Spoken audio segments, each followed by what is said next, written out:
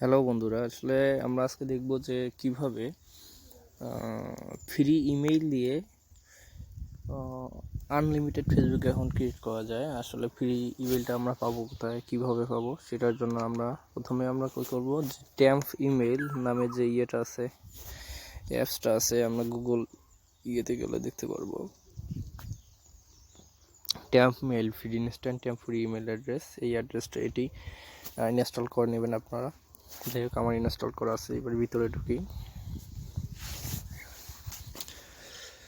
ভিতরে ঢুকলে দেখতে পাবো আমরা যে আসলে এই যে একটা আমাদের কি টেম্পোরারি ইমেল অ্যাড্রেস দিয়ে দিছে। তো আমরা এটা কপি করলাম। কপি করার পরে আমরা কাজ করব অল টাইম, মানে অ্যাকাউন্ট খুলবো অল টাইম লাইট দিয়ে।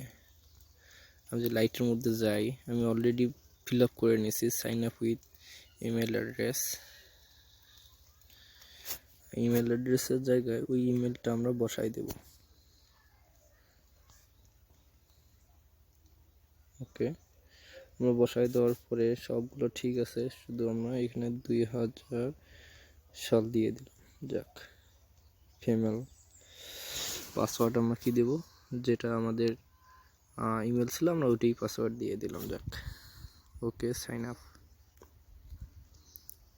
না, পাসওয়ার্ডটা আমরা অন্য দিয়ে দিই, যেহেতু 1 2 3 4 1 2 3 4।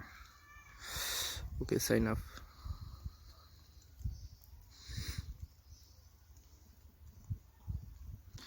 যে জুলিয়ে জারা নামে একটা ফেসবুক অ্যাকাউন্ট অলরেডি ক্রিয়েট হয়ে গেছে। এখন আমরা কি করব, save log in. Okay, interior code. আর কোডটা আমরা কোথায় পাবো? আমরা যে ট্যাম্প মেইলে যদি যাই, দেখতে পারবো যে আসলে আমাদের এখানে এই যে নিউ মেইল চলে আসছে। এখানে একটা দেখেন,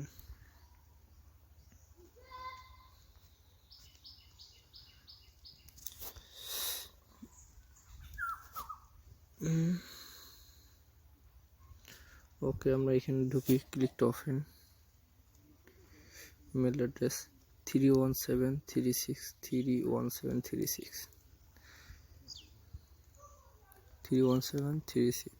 ওকে, অলরেডি ক্রিয়েট হয়ে গেছে। সো আমরা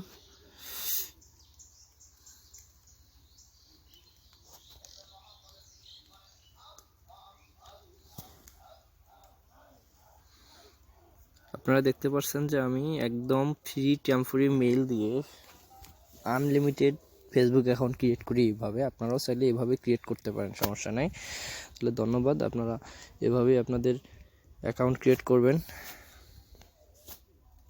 এই দেখেন, সবগুলো ঠিক আছে।